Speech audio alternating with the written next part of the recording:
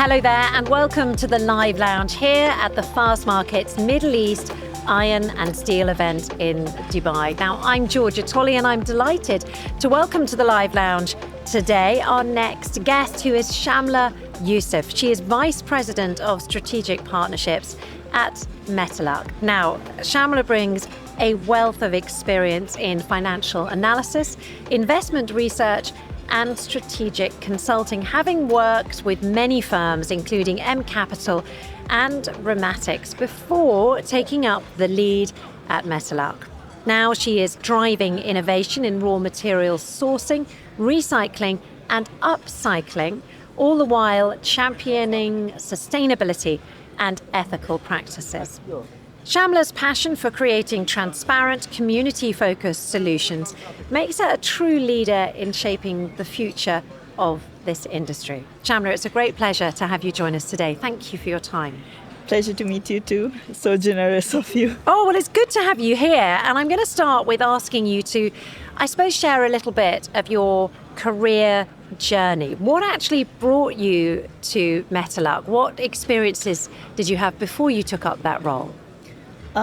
Coming from the finance industry and investment research, we kind of tend to prioritize profits. And then, you get into this realm of profit matters and shareholder value matters over everything else. And then at one point, as I started analyzing more and more companies, is when I realized, okay, but what about the planet and the people? And what about this extractive economic system that we're in, where we are dealing with finite resources, while, just making a few rich, prioritizing value. And while, there's a lot needs to be done on the, repositioning of business values to suit the planet and the people. So that is where I and Metaluck connected, I would say, because the company's priority is planetary stewardship. So for us as a steward-owned company, each investment decisions that we take, our priority is how impactful is this going to be for the planet and the people. And in a sense of what kind of additionality we can create in areas where the access to sustainability and access to circularity is limited.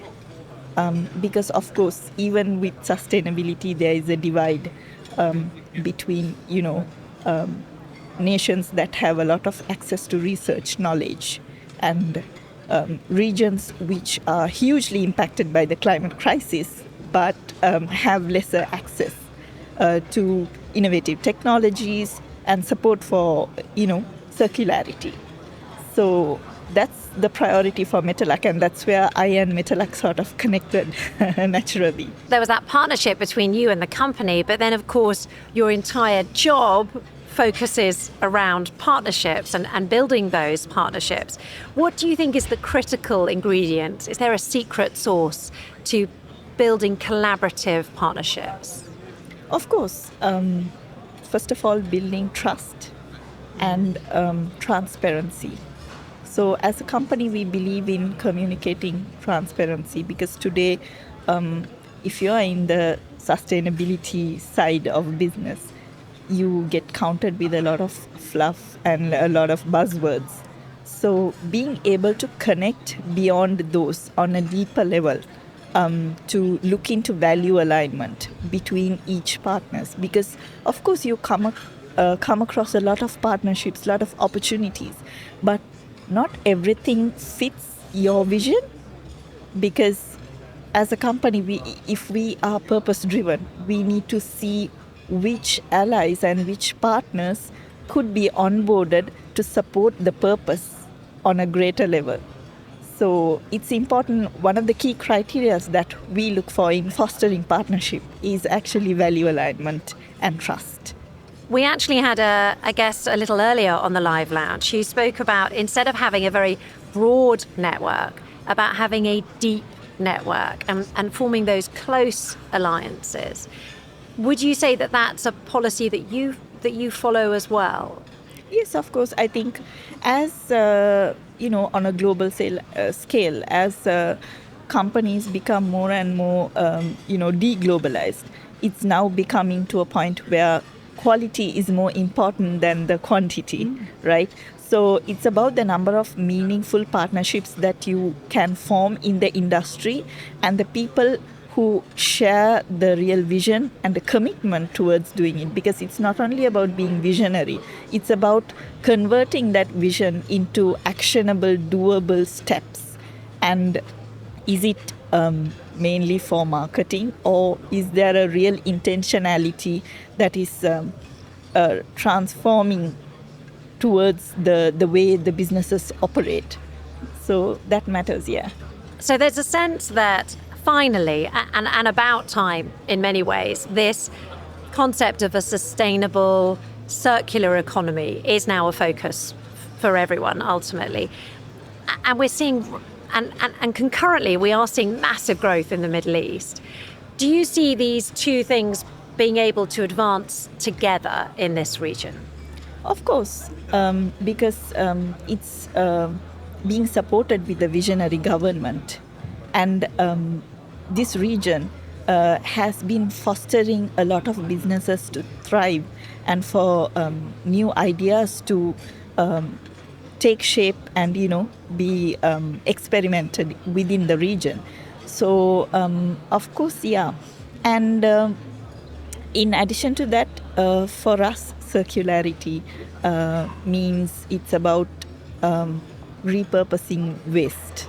So we see value in waste. And for us, circularity on a global scale, although we are based in this region connects a lot to all the other regions being, well positioned geographically. So, of course, it does help towards our circularity journey where we strive to create value out of waste. And for that, being based here really helps our vision. Sometimes when there's a real push towards something, a government-led push, it can lead to a lack of transparency, a lack of, because people are so enthusiastic to tick the boxes that maybe they sort of rush towards it without really, doing a deep dive into the data and really being honest about, for example, the green practices that they're adopting. Can you share examples of the ways in which Metaluck, in fact, does the opposite? Ensures that your data and your processes are both transparent and ethical. Yes, one of the things with intentionality comes responsibility, and one of the things is the purpose of reporting.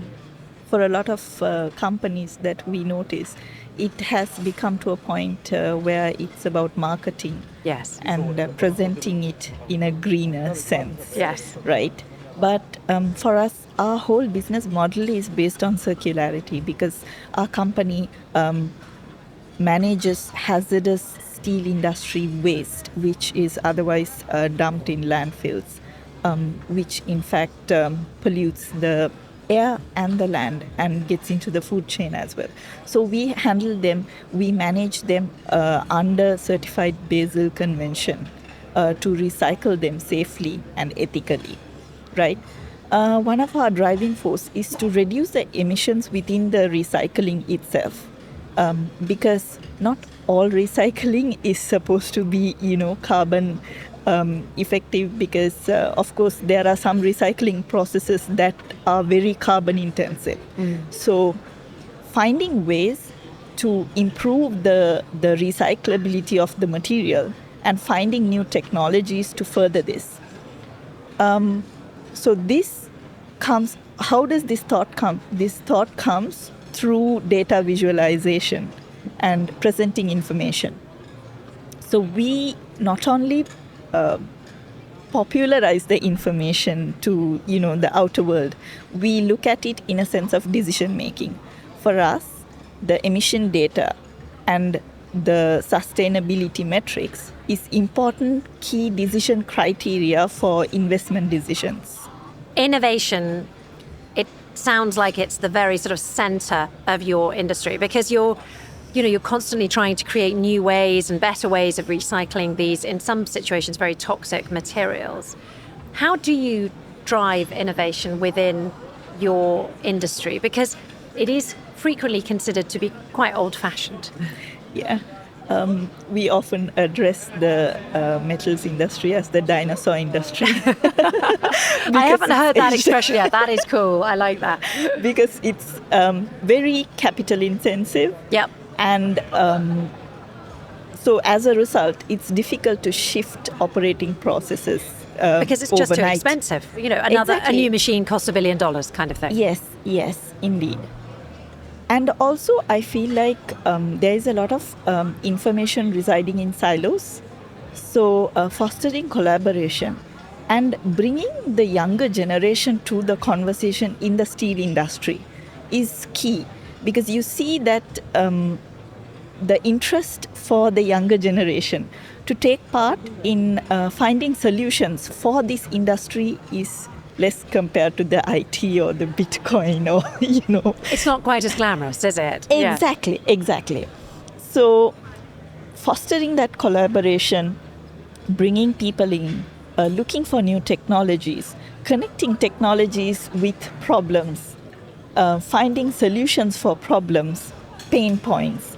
And it's not only about thinking about large, big solutions that are capital intensive. What are the smaller solutions and smaller things that we can do today to cut down or, improve efficiency and, reduce energy consumption and reduce emissions thereby.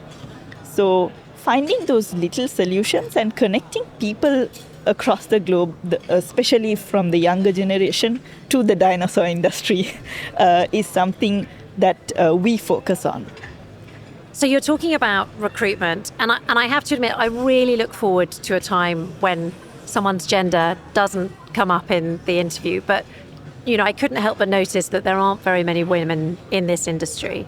And obviously, if you're looking to recruit talent and you're looking to improve balance, then the best way would be to recruit more young women to come in. Obviously, gender diversity is a challenge for lots of different industries, not just you guys. True. How do you see the role of women evolving in this space? Let's start with a personal question. How have you found it as a woman in this industry? Compared to the finance industry where, there are lots of women, the steel industry, when you go to a conference or an event, the number of women you meet is very less. And then,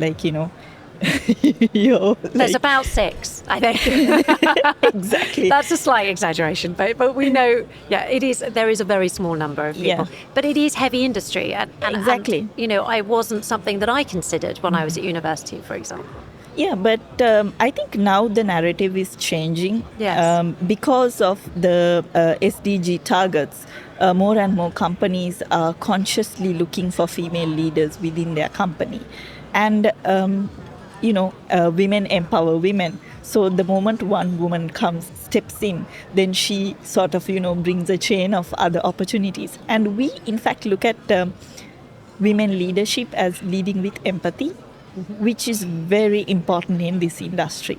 Because, in addition to all the innovative and nice stuff we're talking about, at the granular level, there still needs to be work done for, creating a better work environment for the people.